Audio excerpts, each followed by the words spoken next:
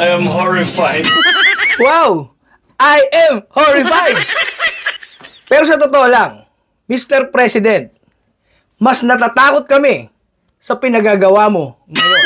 Let's go!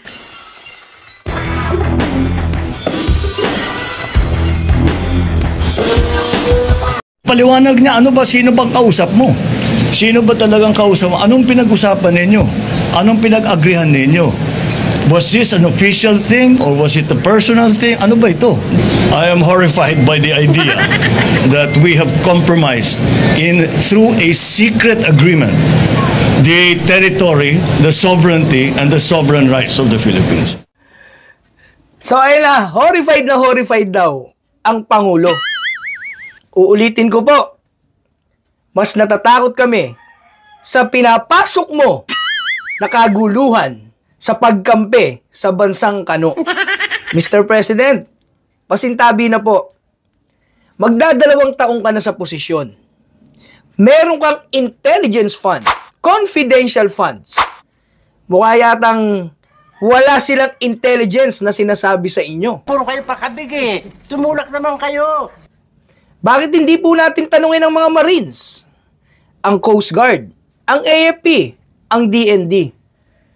Di ba po, kayo bilang Pangulo, ang Chief Architect ng Pilipinas, kayo po ang nakakaalam lahat ng impormasyon, intelligence, sikreto, lahat po yan alam nyo. Dahil bilang Pangulo ng Pilipinas, nasa inyo lahat ang source.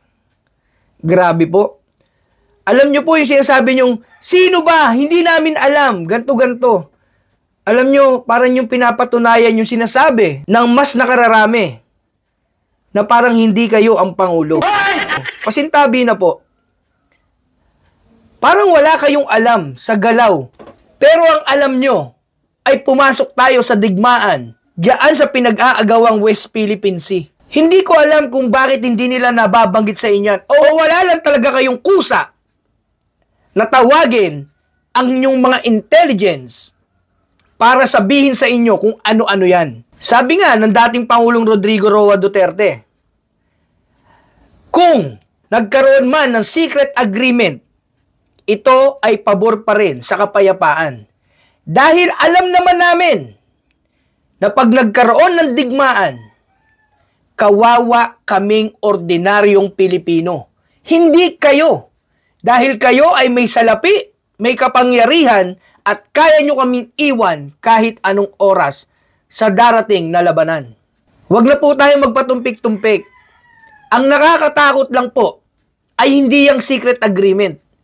Ang nakakatakot po ay parang wala kayong alam sa intelligence at walang sinasabi sa inyo ang mga gabinete o ahensya na dapat nagtuturo sa inyo ng tamang galaw, lalo na sa panahon ng may sigalot.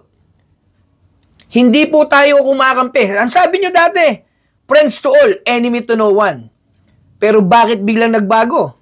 At kinampihan nyo ang mga Kano na kung di umano nangidnap sa inyo papuntang Hawaii. Mas nakakatakot po na wala kayong alam sa loob ng 22 buwan na kayo ang nakaupo bilang Chief Architect ng Pilipinas. Pasensya na po. Parang masyado nyo lang nililiko ang issue sa mga totoong nangyayari at kahirapan ng ating bayan.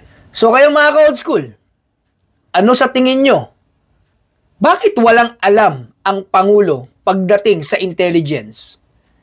Kayong siya ang may pinakamalaking budget pagdating sa intelligence at confidential.